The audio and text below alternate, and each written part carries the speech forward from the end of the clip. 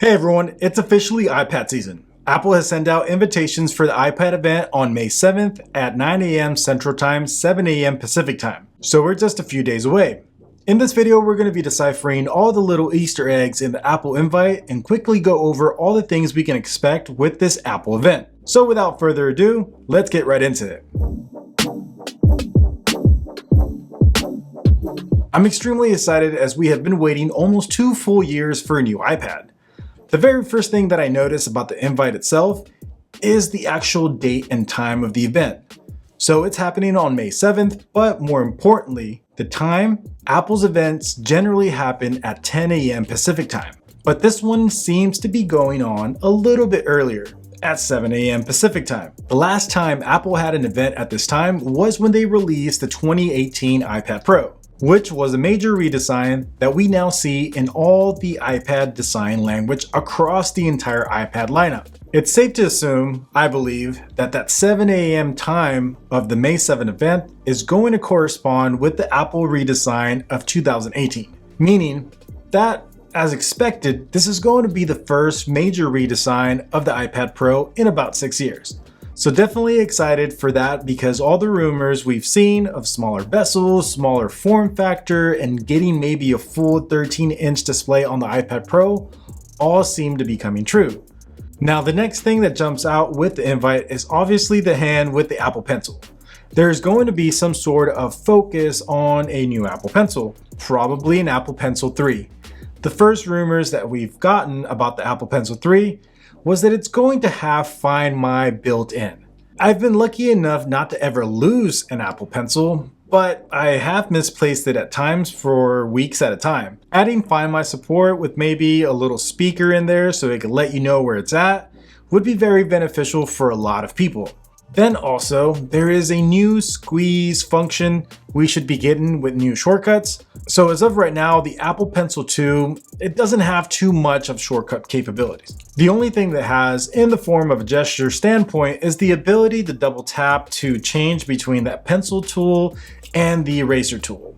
The Apple Pencil 3, however, seems to include a new squeeze gesture with different timing so you can squeeze quickly or you can squeeze for a longer period of time, maybe kind of a long hold and things of that nature to add an extra layer of customization to the shortcuts of the Apple Pencil. Now, will that justify a $150 price point for the Apple Pencil? That remains yet to be seen. The next thing that I notice with the invite itself is the colors on the Apple logo, which could indicate the different colors that we'll be getting with the iPad Air lineup. Normally, the iPad Pro lineup, it seems to remain with just like 2 different colors, a darker space gray, and then maybe a lighter silver, but the iPad Air is reserved for those more colorful colors. The invite could indicate that we'll be getting maybe a blue, a purple, yellow, pink in terms of color variations. Then another aspect of the invite is the actual text itself. So you can see in handwritten, well, maybe Apple Pencil handwritten it is, let loose, with a period at the end, indicating that again, it's going to be a very focused event on handwriting and the Apple Pencil.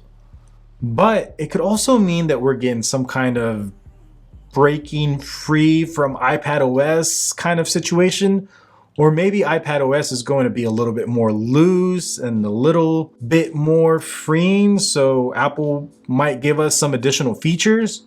Or could this mean that iPad OS is finally going more into the Mac OS territory that a lot of people want? So let's quickly discuss what we can expect. So as far as the iPad Air lineup, we should be getting a new revamped iPad Air in terms of getting new internals, getting up to spec with 2024. Apple should be including maybe an M2 chip in the iPad Air, but there's going to be 2 major differences. First, it seems that Apple is going to be adding a second iPad Air to the lineup. Everything points to a new 12.9-inch screen for an iPad Air to give us that bigger display at a lower price point. No longer will you have to spend $1,200 on a 12.9-inch iPad Pro to get that type of screen size. You might be able to spend maybe more in the $800 range for that 12.9-inch iPad Air. The second rumor of the iPad Air is that it's going to take older screen tech from the current iPad Pro lineup, So perhaps we will see a mini LED display on the iPad Air. I don't think Apple's going to give us promotion because there has to be some sort of difference between the iPad Air and the iPad Pro lineup. But again, a mini LED display in terms of technology is going to be amazing for picture quality, especially depending on what price point they put on the iPad Air. I believe the 10.9-inch Air will remain at that $600 range, and maybe the 12.9-inch Air will, once again, like I said, be more in the $800 range. Now, moving on to the iPad Pros. This is where we're going to see that major redesign, or at least quote unquote major redesign, because I think the footprint and the design language will stay relatively the same. Things will just be a little different physically, similar to the transition that we saw from the iPad 14 Pro Max to the 15 Pro Max, where everything was just a little bit more rounded off, different material choices, but ultimately it's very similar. On the iPad Pro side, we could be getting an M3 iPad Pro, or maybe if we go with the most recent rumors, we could even see a brand new M4 chip because of the AI push that Apple's going for. I'll believe it when I see it. Till then, I think it might be just an M3. The iPad Pro is also rumored to be getting an OLED display on both the 12.9-inch and the 11-inch iPad Pro. The screen might also be getting a little bit bigger from the 12.9-inch that it's currently at to a true 13 or maybe even a 13.1-inch.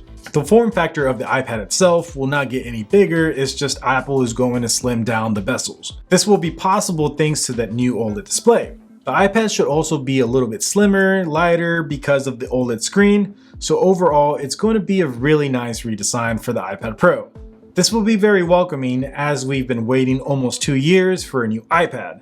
There's rumors that we'll get a new Magic Keyboard for the redesign, but obviously this would be limited to the iPad Pro lineup. The old keyboard that is currently out should work with both the 10.9-inch screen and the 12.9-inch iPad Air. That wraps it up for today's video. Thank you so much for watching. Make sure you subscribe so you can stay up to date with all the Apple news. I'll catch you guys in the next video.